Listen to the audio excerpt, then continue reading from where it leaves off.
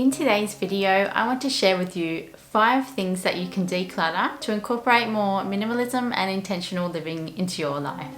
Before I continue, if you are new here, hi, my name is Bianca and I create content on topics such as wellness, minimalism, living intentionally, travel and lifestyle vlogs.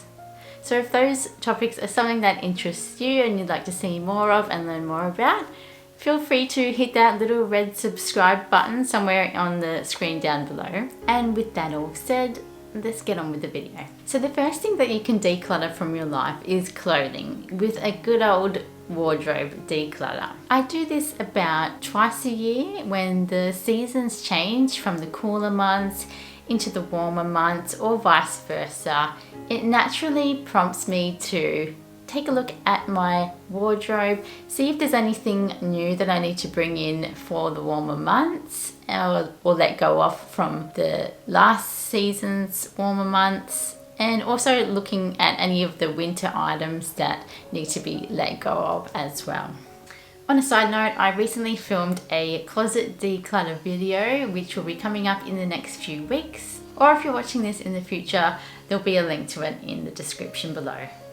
So a nice and simple way to go about a closet declutter is to get all of your clothes and just pop them all on your bed into little separate piles. For example, you might have a t-shirt pile, a dress pile, a jeans pile.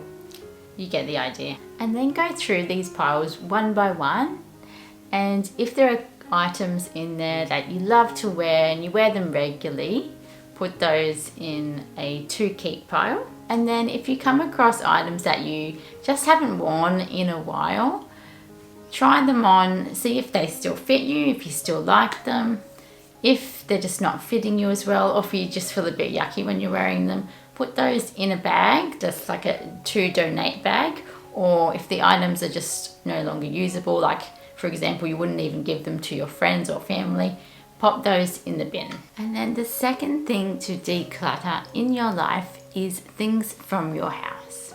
A nice and simple way to do this is to just go through your house room by room, gathering any items in all the nooks, crannies, drawers, really go through every single drawer. If you have to, take all of the items out of the drawer, put it on the bench or a table so you can really see what's in the drawer, and then pop the items back in one by one. If you use them regularly, you need them, or you get joy from them. You'll be surprised how much we collect over the year. Little bits of, receipts, paperwork, pamphlets, things that we got given, like promotional items, things like that we don't really need. Recycle any paper that you can, pamphlets that you can. And this is another area that you may find little items that you can actually donate as well. And I have to say, don't go around throwing out items just to become more minimal. This is a very intentional practice and should be done in the right way. And the right way really is not just throwing out things willy-nilly for no reason. There has to be a reason to throw them out or donate them. And that is if they're no longer working, they're not repairable, they don't bring you joy, or they're just simply not needed anymore, then you can let go of them. Or if other people in the household get joy from it, keep it.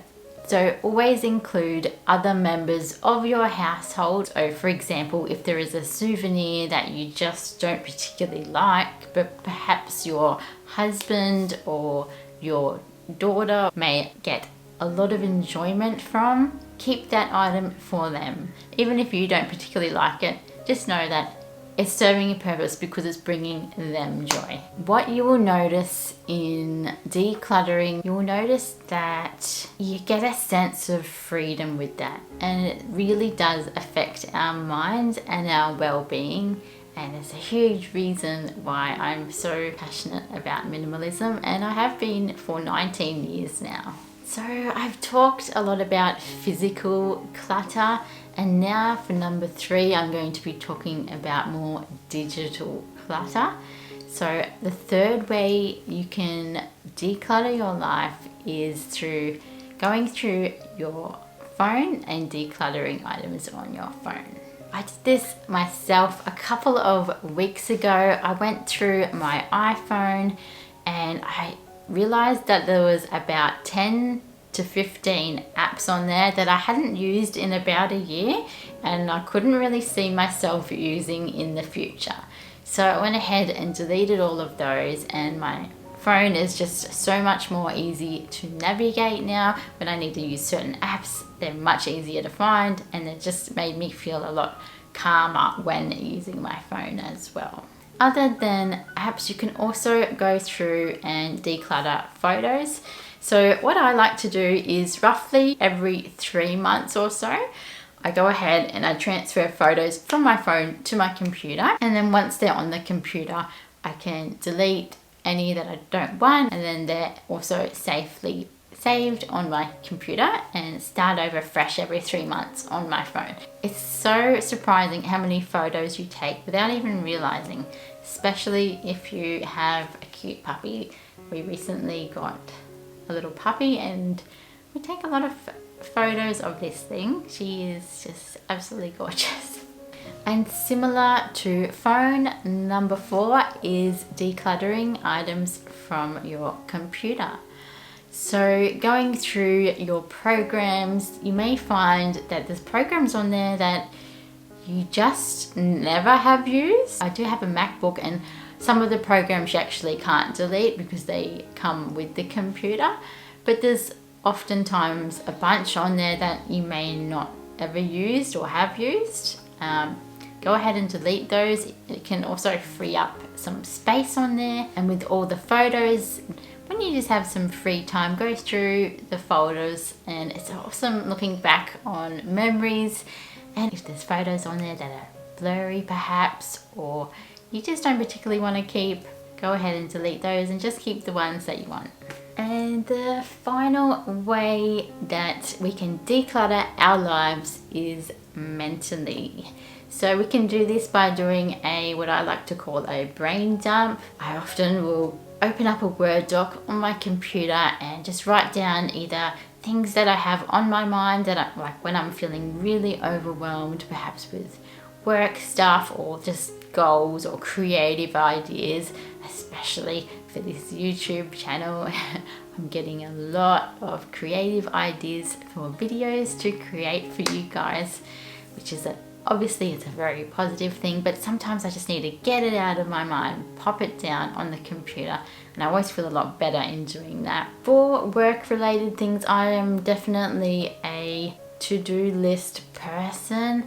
I use Notion quite a lot actually for creating little to-do lists and putting reminders there as well. I have the little check boxes next to them. I get so much satisfaction just ticking that little box when I'm done. And it may not only be work related things on our minds. You know, we live in such a fast paced world now, and it can be overwhelming. And if you're an emotional person like me, sometimes it can get too much, and it's also like life stuff can get really hard sometimes. So once again, opening up a Word doc, typing out everything that's on your mind, and then if you want, just press delete after that, because you know, sometimes it's personal stuff and we don't want other people to read it. Just delete it. But in doing that, just getting it off our minds, it can create so much space mentally for us, getting things off our chest. Also, I have to say, if you need to speak to someone like a counsellor, I really recommend going and doing that as well, of course. Well, I hope you enjoyed the video, guys. If you did, give me a little thumbs up. And I'm making a lot of minimalism content at the moment, so do hit that subscribe button if you'd like to see more coming up soon. And I'll see you in the next video. Bye.